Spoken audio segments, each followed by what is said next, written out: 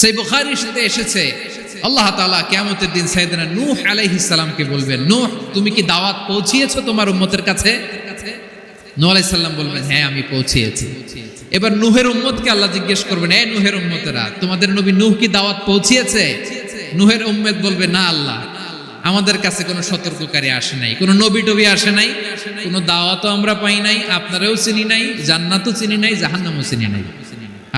নূহ আলাইহিস সালাম বিপদে পড়ে যাবেন। তখন আল্লাহ বলবেন, নূহ তুমি বললা পৌঁছিয়েছো, তোমার উম্মত বলে কিছু পায় নাই। নূহ তোমার কি কোনো সাক্ষী আছে? তোমার কথা আর তোমার উম্মতের কথা তো মিলে না। তুমি বললা তুমি আমার নির্দেশনা দাওয়াত পৌঁছে দিয়েছো, কিন্তু তোমার উম্মত বলে পায় নাই। নূহ তোমার পক্ষে কোনো সাক্ষী আছে? নূহ আলাইহিস সালাম বলবেন, আছে। কে? উম্মতে মুহাম্মাদি। তখন আমরা বলবো, আল্লাহ নবী নূহ আলাইহিস সালাম তিনি আপনি যা যা বলেছেন ঠিক তা তার উম্মতের কাছে পৌঁছে দিয়েছে। এবার নূহের উম্মতের সাথে আমাদের ঝগড়া লাগবে। তারা বলবে, তোমরা আসছো আমাদের হাজার হাজার বছর পরে, তোমরা কি করে জানলা? তোমাদের সাক্ষী ধর্তব্য হবে না। আমরা তখন বলবো, আমাদের কোরআনে তোমাদের নবীর নামে আল্লাহ তাআলা একটা সূরা নাজিল করেছেন, সূরাতে নূহ। আওয়াজ করে পড়েন আল্লাহু আকবার। আমরা বলবো, আমাদের কোরআনে তোমাদের নবীর কথা আল্লাহ আমাদেরকে জানিয়েছেন, দিন রাত এক করে তোমাদের কাছে তিনি দাওয়াত পৌঁছেছেন। তোমরা কানের মধ্যে হাত দিয়ে রাখতা, চেহারাটা কাপড় দিয়ে ঢেকে রাখতা, আল্লাহর নবী নূহকে পিটিয়ে ছালা দিয়ে পেঁচিয়ে তোমরা পাহাড়ে তুলে রেখে আসতা, সব আমরা জানি। আমরা যখন বলবো এই কথা, নূহের উম্মত চুপসে যাবে। তখন আমরা সত্য বলেছি কিনা এটা আল্লাহ তাআলা জানতে চাইবে বিশ্বনবীর কাছে। তখন বিশ্বনবী আমাদের পক্ষে সাক্ষী দিবেন। আওয়াজ করে বলেন আল্লাহু আকবার। এজন্য আল্লাহ বলেন, নবী আপনি হচ্ছেন সাক্ষ্যদাতা, সব নবীদের উপর আপনি হবেন সাক্ষী, আবার আপনার উম্মতের সাক্ষীর উপর আপনি হবেন সাক্ষী। তার মানে নবী গো, কিয়ামতের কঠিন ময়দানে আপনি হবেন রাজ সাক্ষী। রাজ সাক্ষী, সব সাক্ষীর বড় সাক্ষী। এজন্য বিশ্বনবীকে আল্লাহ তাআলা প্রথম যে বৈশিষ্ট্যটা দিয়েছেন সেটা হচ্ছেন শাহিদ। তিনি সাক্ষ্যদাতা, witness for all messenger of God and for all of us. সুবহানাল্লাহ পড়েন। তাহলে আল্লাহ তাআলা বিশ্বনবীর 5টি বৈশিষ্ট্যের কথা বলেছেন। একটি বৈশিষ্ট্যের ব্যাপারে আমরা জানলাম, তিনি হচ্ছেন শাহিদ, সাক্ষ্যদাতা, সবার উপরে সাক্ষ্যদাতা। 2 নম্বর বৈশিষ্ট্য হচ্ছে মুবাশশিরা, তিনি সুসংবাদদাতা। সিলেটবাসী আওয়াজ করে আমার সাথে বলো, মুবাশশিরা মানে সুসংবাদদাতা। তিনি আল্লাহর রহমতের সুসংবাদ দেন, তিনি জান্নাতের সুসংবাদ দেন। এই উম্মতের মধ্য থেকে যারা গাফেল, যারা অবাধ্য, যারা সীমালঙ্ঘনকারী, তাদেরকে বিশ্বনবী আল্লাহর রহমতের সুসংবাদ দেন। তিনি বুঝান আল্লাহর দরবার 24/7, 24 ঘন্টা খোলা। আপনি যত বড় পাপী হন, আপনি যতই অন্যায় করেন না কেন, আল্লাহর রহমতের দরিয়া, আল্লাহর রহমতের দরজা আপনার জন্য খোলা আছে না নেই? জায়নামাজটা বিছিয়ে দেন, চোখের পানি ছেড়ে দেন, 2 রাকাত নামাজ পড়ে সেজদায় লুটিয়ে পড়ে কাঁদেন। যত গুনাহ আপনার হোক না কেন, আপনার গুনাহ মাফ করে কবুল করে নিবে কে? যারা প্র্যাকটিসিং, যারা ঈমানদার, তাদেরকে বিশ্বনবী জান্নাতের সুসংবাদ দেন। আওয়াজ করে পড়েন সুবহানাল্লাহ। এজন্য রব্বুল আলামিন বিশ্বনবীর পরিচয় অন্য আয়াতে এভাবে তুলে ধরেন, ওয়ামা আরসালনাকা ইল্লা কাফাতান লিন-নাসি বাশীরাও ওয়া নাযীরা। নবী হে, আমি গোটা জগৎবাসীর জন্য আপনাকে সুসংবাদদাতা এবং সতর্ককারী করে জমিনে প্রেরণ করেছি। মুবাশশিরাম বিল জান্নাত, তিনি জান্নাতের সুসংবাদ দেন, তিনি আশা জাগান। নবীর কথা শুনলে মানুষ বুকে আশা ফিরে পায়। আমার নবী কাউকে হতাশ করেন না। হতাশা বিশ্বনবীর ডিকশনারিতে নাই। তিনি মানুষকে আশাবাদী করে তোলেন। বিশ্বনবীর কথা শুনলে মানুষের হৃদয় নরম হয়, তারা আশা ফিরে পায়। বিশ্বনবীর মুখ নিঃসৃত পবিত্র প্রতিটি কথাই আশা জাগানিয়া। সুবহানাল্লাহ পড়েন। আপনি প্রিয় নবীর মুখ নিঃসৃত বাণীগুলো পড়েন, কথামালাগুলো শোনেন, দেখবেন আশা পাবেন, বুকে আশা পাবেন, ভালোবাসা পাবেন। কারণ তিনি এমন সত্তা, এমন পার্সোনালিটি, তার কথা শুনলে হৃদয় নরম হয়ে যায়। মনে হয় হৃদয় খুলে তারে দিয়ে দেই, সব কথা যেন তারে বলা যায়। আওয়াজ করে বলেন ঠিক কিনা? সে কোন বন্ধু বলো বেশি বিশ্বস্ত, সে কোন বন্ধু বলো বেশি বিশ্বস্ত, কার কাছে মন খুলে দেয়া যায়, কার কাছে সব কথা বলা যায়, হওয়া যায় বেশি আশ্বস্ত। তার নাম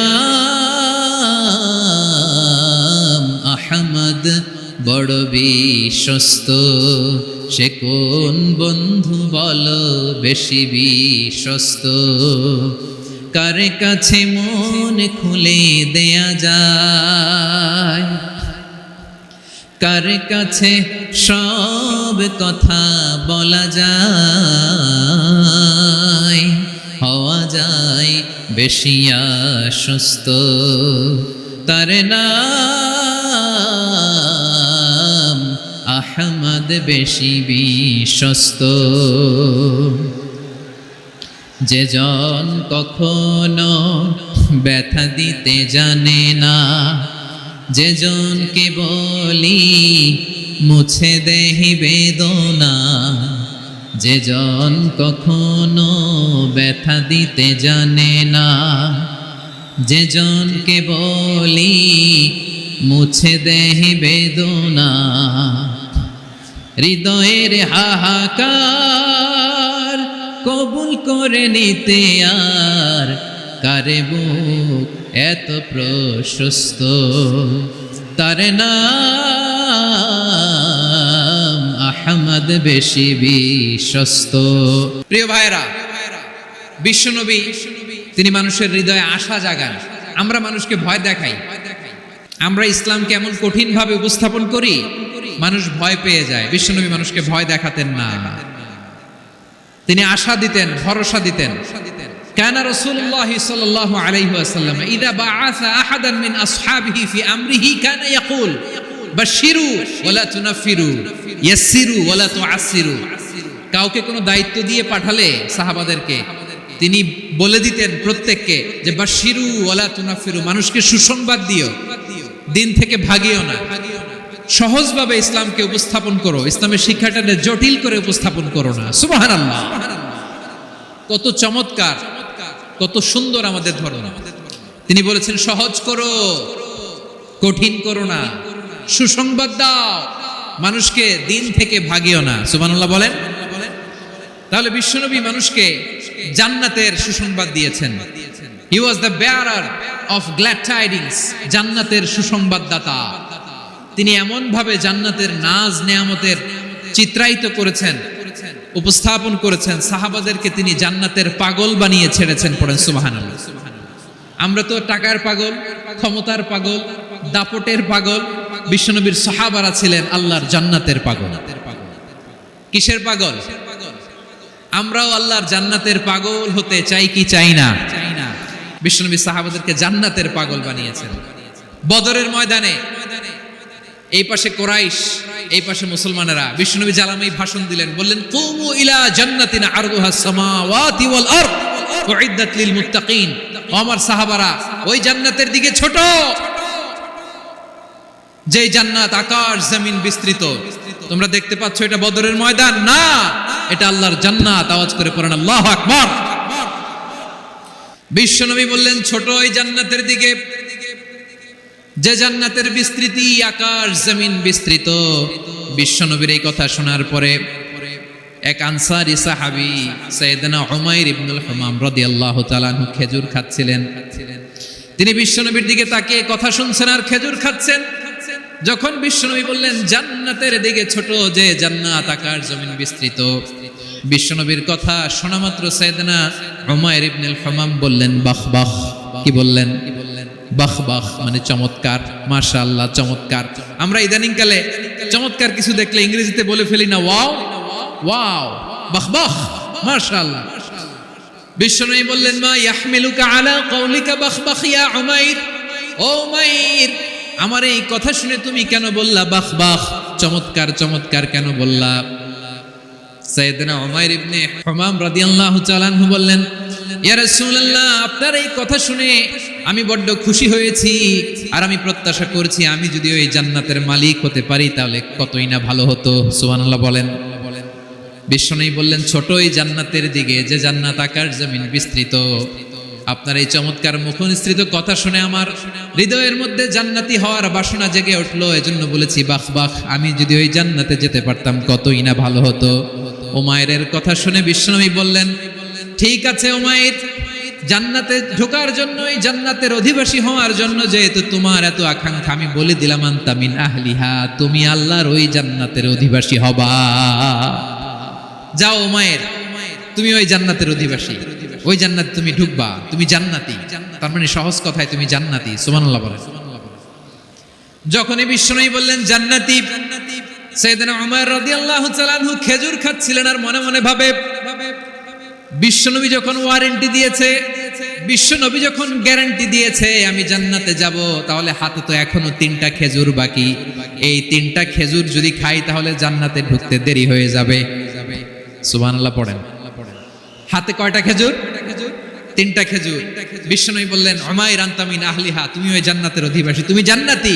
উমাইর চিন্তা করলেন, আমি জান্নাতি, নবীর মুখ দিয়ে যখন বেরোইছে ওই জান্নাতে তো আমার ঢুকতেই হবে, কিন্তু হাতে 3টা খেজুর খেয়ে যদি জিহাদের ময়দানে যাই তাহলে জান্নাতে যেতে তো দেরি হয়ে যাবে। এই চিন্তা আসা মাত্রই খেজুর 3টাকে তিনি ছুঁড়ে মারলেন, তলোয়ার বের করে আল্লাহু আকবার বলে বদরের ময়দানে ঝাঁপিয়ে পড়লেন। আল্লাহর শত্রুদেরকে কচু কাটা করে এক পর্যায়ে শাহাদাতের সুধা পেয়ে নিজেও জান্নাতি হয়ে গেলেন। পড়েন সুবহানাল্লাহ। আমরা দুনিয়ার বুকে আমরা হয়েছি দুনিয়ার পাগল, ক্ষমতার পাগল, সম্পদের পাগল, খ্যাতির পাগল। বিশ্বনবী তার সাহাবাদেরকে বানিয়েছিলেন জান্নাতের পাগল। পড়েন সুবহানাল্লাহ। ওই জান্নাতে আমরা যেতে চাই কি চাই না? একা না সবাই মিলে? জান্নাতে একা আমি যাব না তো ভাই, তোমাকেও জান্নাতে দলে নিতে চাই। সবাই বলেন, জান্নাতে একা আমি যাব না তো ভাই, তোমাকেও জান্নাতে দলে নিতে চাই। পড়েন আমিন।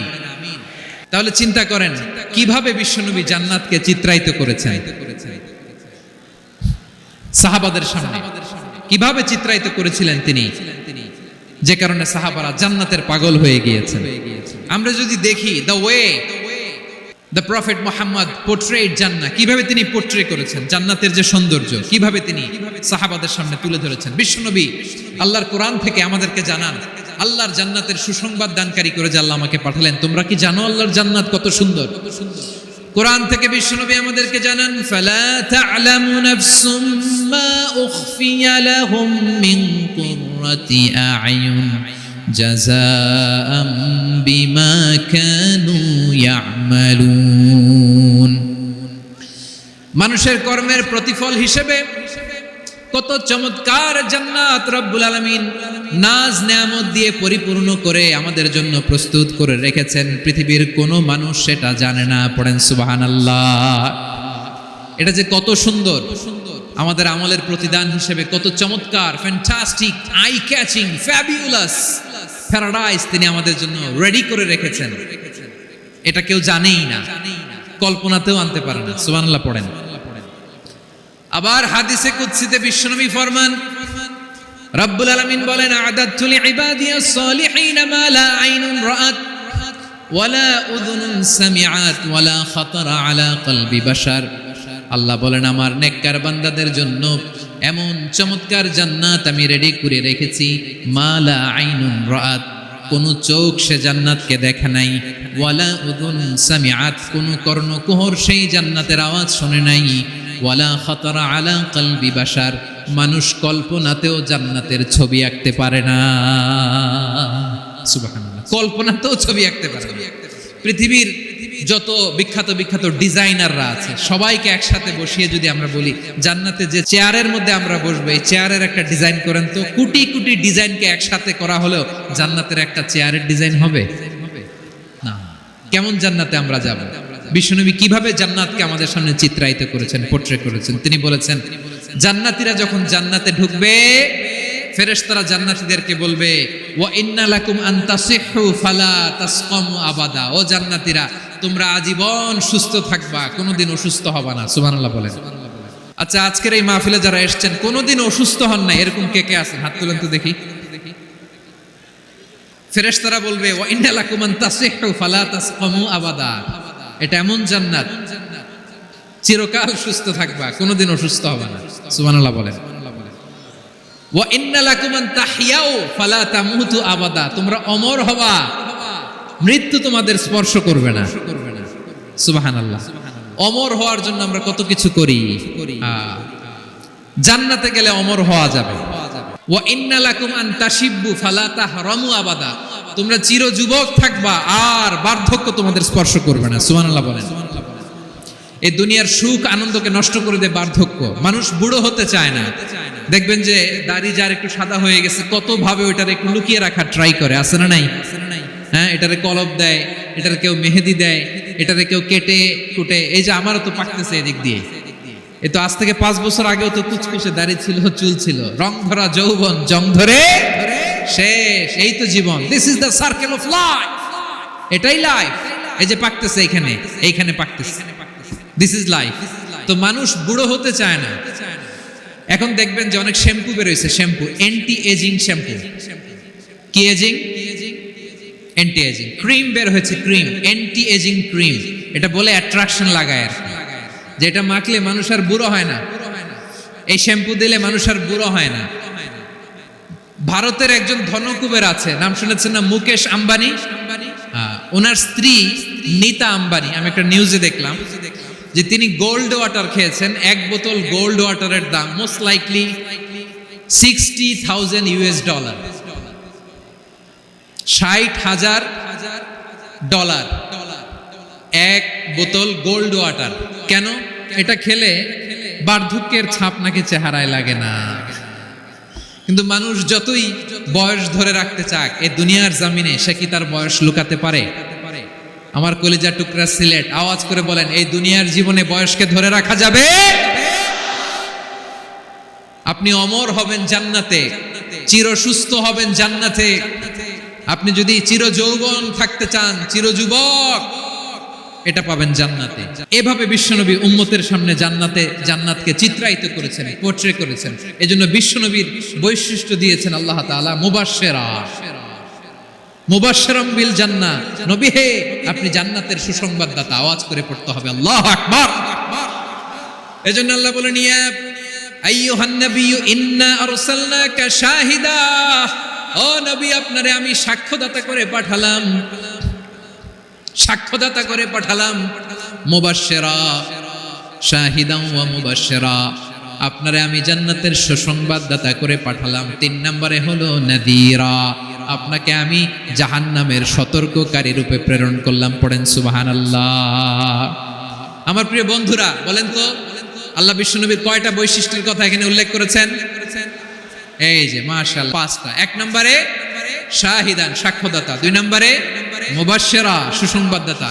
3 নম্বরে আমরা আছি নাযীরা, তিনি হলেন সতর্ককারী। সতর্ককারী, দ্য ওয়ার্নার, ওয়ার্নিং দিতে তিনি এসেছেন।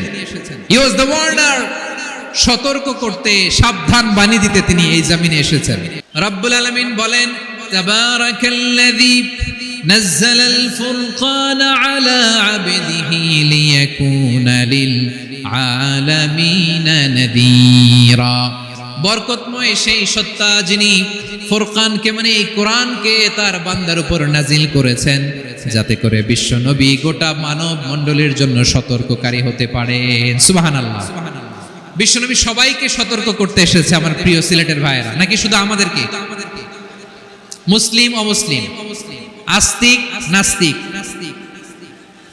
মুমিন কাফের, সবার জন্য তিনি সতর্ককারী। সুবহানাল্লাহ পড়েন। সূরা আলাক নাজিল হলো, তারপর সূরা মুদ্দাসসির নাজিল হলো। আল্লাহ বললেন, ইয়া আইয়ুহাল মুদ্দাসসির কুম ফাআনদির, কুম ফাআনদির, stand up and warn your people. বিশ্বনবী ওহির ভার সহ্য করতে না পেরে কাঁপুনি এসে গেল, শীত লাগছিল, তিনি চাদর গায়ে দিলেন। আল্লাহ বললেন, ইয়া আইয়ুহাল মুদ্দাসসির, হে চাদরওয়ালা, কুম ফাআনদির, স্ট্যান্ড আপ, ফাআনদির, ওয়ার্ন করো, সতর্ক করো। সুবহানাল্লাহ। ওই যে বিশ্বনবী স্ট্যান্ড আপ দাঁড়ালেন আর সতর্ক শুরু করলেন, এন্তেকালের আগ পর্যন্ত আর বসতে পারেন নাই। ওই যে দাঁড়ালেন, দাঁড়িয়েই রইলেন, উম্মাকে সতর্ক করেই গেলেন, করতেই থাকলেন। আওয়াজ করে পড়েন আল্লাহু আকবার। ওয়া আনদির আশিরাতাকাল আকরাবিন যখন নাজিল হলো, বিশ্বনবী সাফা পাহাড়ের চূড়ায় উঠে গেলেন, ডাকতে আরম্ভ করলেন, ও আমার বংশের লোকেরা, ও আমার সম্প্রদায়ের লোকেরা, আমি যদি বলি পাহাড়ের পেছনে একদল ঘোড়সাওয়ার তোমাদেরকে আক্রমণ করার জন্য রেডি হয়ে আছে, ও আমার মক্কাবাসী, আমার কথা তোমরা বিশ্বাস করবা নাকি? সবাই এক বাক্যে বলে দিল, বিশ্বাস করব। সুবহানাল্লাহ। ও আমার মক্কাবাসী, আমি যদি বলি পাহাড়ের পেছনে একদল ব্যাটালিয়ন তোমাদেরকে অ্যাটাক করবে, আমি বললে বিশ্বাস করবা? মক্কাবাসী কি উত্তর দিয়েছিল জানেন?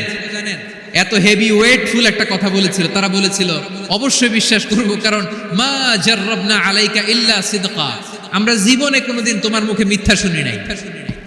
সুবহানাল্লাহ কইবেন না? ও মিয়া, যে এলাকায় আপনি জন্মগ্রহণ করলেন, আপনার শৈশব, কৈশোর, আপনার তারুণ্য, আপনার যৌবন যেখানে কাটালেন, ওই এলাকার লোকেরা যদি এক বাক্যে বলে তুমি যা বলবা তাই বিশ্বাস করব, কারণ তোমারে তো মিথ্যা কইতে শুনি নাই। মা জাররাবনা আলাইকা ইল্লা সিদকা, we have never ever witnessed a single lie from you, আমরা জীবনে একটা মিথ্যা তোমার মুখ থেকে শুনি নাই। সুবহানাল্লাহ বলেন। দেখেন, এই কথার মাধ্যমে এক বাক্যে বিগত 40 বছরের সার্টিফিকেশন হয়ে গেছে।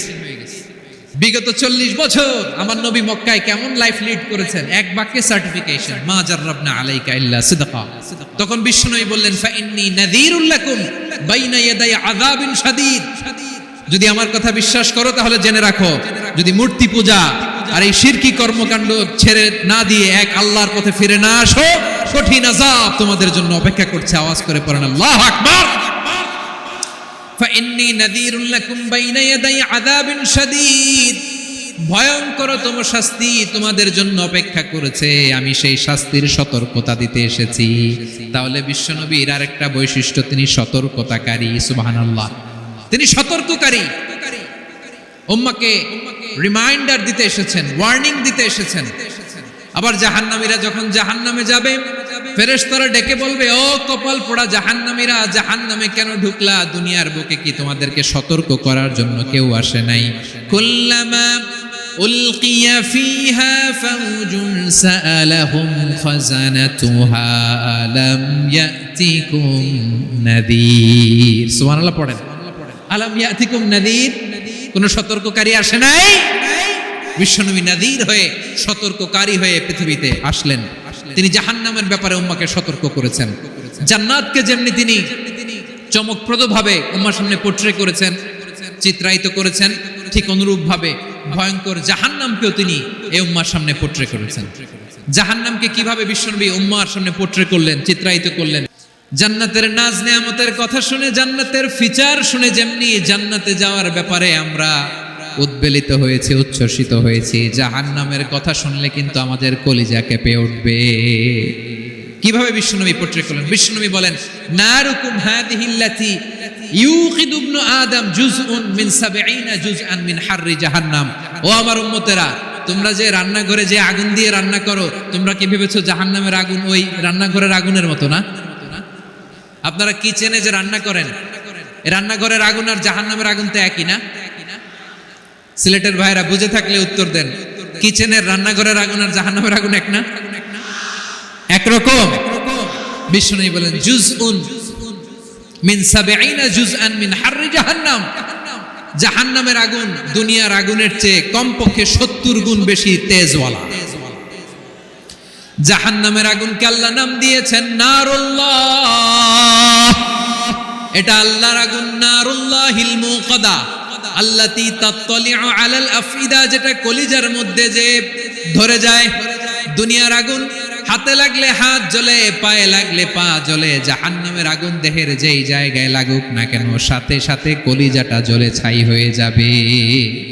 নারুল্লাহিল মুকাদা আল্লাতী তাত্তালিউ আলাল আফইদা, জাহান্নামের আগুন গায়ে লাগলে আপনার কলিজা পুড়ে ছাই হয়ে যাবে। ওই জাহান্নামে আমরা যেতে চাই? আমরা তো সবাই মিলে নাশিদ গাইলাম, জান্নাতে আমরা একা যাব না, সবাই মিলে যাব।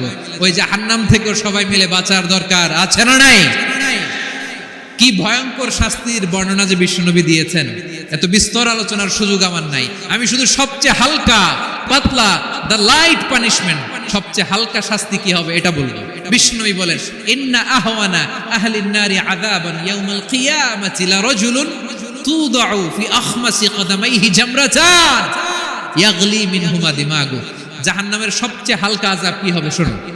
জাহান্নামের সবচাইতে হালকা আযাব হলো ওই ব্যক্তির আযাব যার পায়ে দুটো জাহান্নামের আগুনের জোতা পুড়িয়ে দেয়া হবে। ওই আগুনের উত্তাপে তার মাথার মগজগুলো ভাতের মারের মতো টপ টপ টপ টপ করে বেয়ে বেয়ে পড়বে।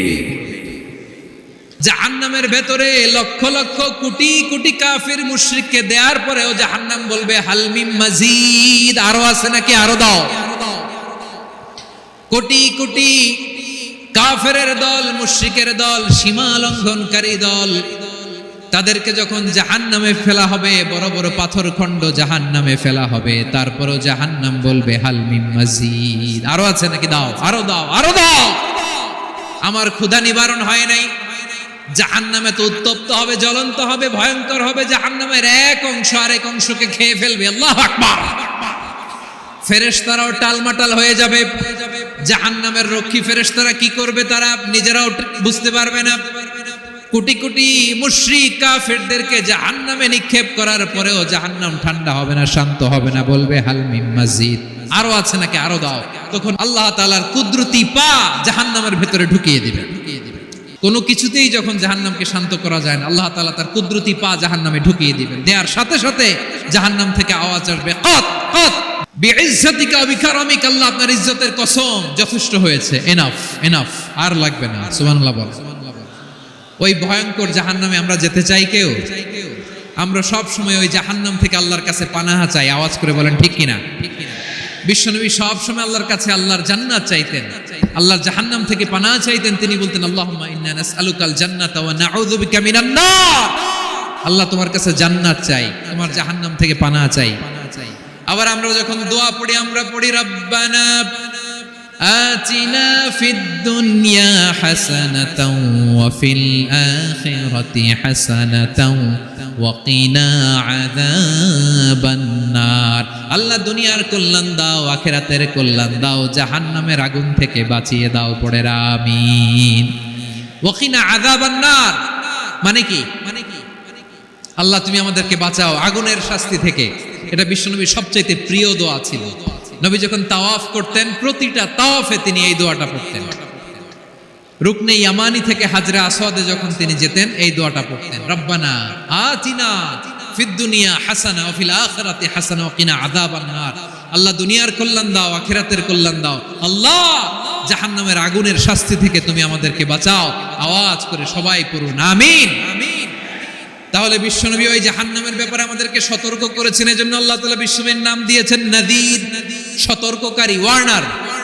আল্লাহ বলেছেন নবী আপনারে আমি শাহিদ মানে সাক্ষ্যদাতা বানালাম, মুবাশশিরান আপনারে আমি সুসংবাদদাতা বানালাম, নাযীরা আপনারে আমি সতর্ককারী বানালাম। 4 নম্বরে ওয়া দাঈয়ান ইলাল্লাহি বিইذনিহি, আপনারে আমি দাঈ ইলাল্লাহ বানালাম। সুবহানাল্লাহ পড়েন।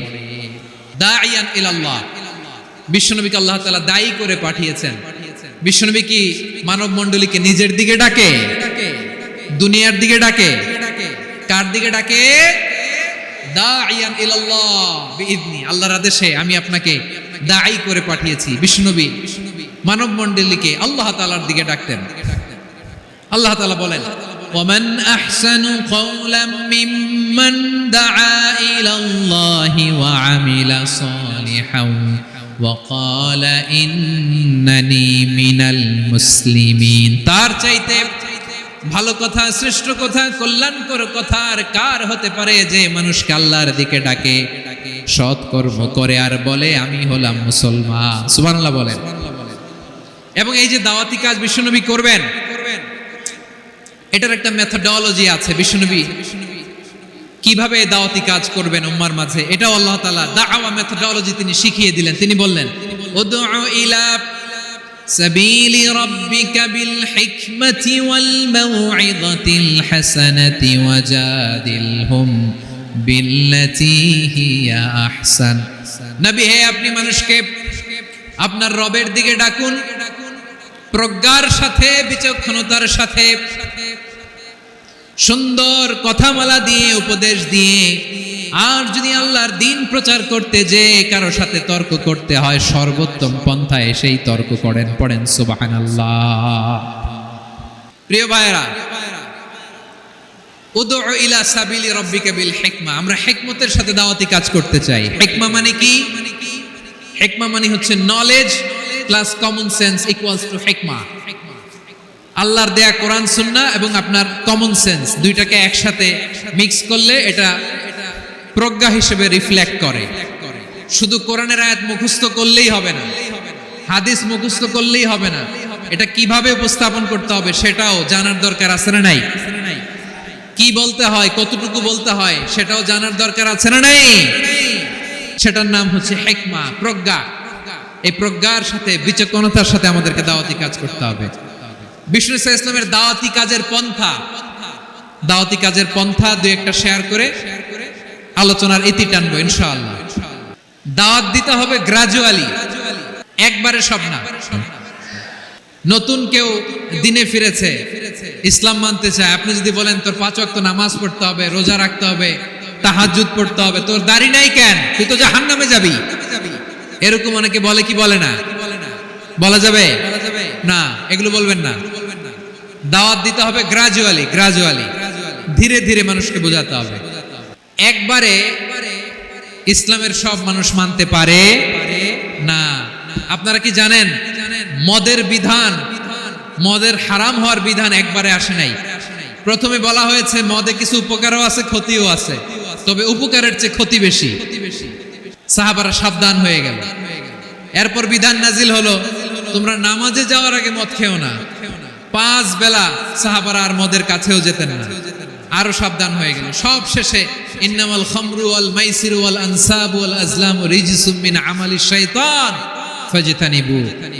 মদ, জুয়া এগুলো শয়তানের কাজ, এগুলো থেকে বিরত থাকো। সবাই মদ খাওয়া থেকে একেবারে বিরত রইল। মদের মটকা, হাড়ি ভেঙে সবাই মদিনার রাস্তায় ঢেলে দিল। মদের পানিতে পুরো মদিনার অলি গলি সয়লাভ হয়ে গেল। বলেন সুবহানাল্লাহ। তাহলে মদ কি একবারে হারাম হয়েছে? কেউ যদি ইসলাম মানতে চায় একবারে তাকে সবকিছু চাপিয়ে দেয়া যাবে না। আমাদের কাছে অনেকে আসে, আয়সা বলে হুজুর আমার মেয়েটা পর্দা করে না, হুজুর পর্দা করে না, ওর জন্য দোয়া করেন। তা আমি বলি বয়স কত? বলে 22। তো 22 বছর বয়সে আগে কি করছেন? আগে পর্দা করাইছেন না? করাই নাই। তো এখন তো আর হবে না। এখন তাকে আস্তে আস্তে বুঝান যে মা শালীন পোশাক করো, একটু শালীন, যেমন আছো তেমনই থাকো, শালীন পোশাক। শালীনে অভ্যস্ত হলে বুঝান মারে একটু মাথায় কাপড় দাও, একটু হিজাব করো। ওইটাতে অভ্যস্ত হয়ে গেলে এরপরে তাকে নেকাবের দিকে আপনি আহ্বান করেন। ওইটাতে অভ্যস্ত হয়ে গেলে হাত মোজা, পা মোজা যদি করতে চায় এইভাবে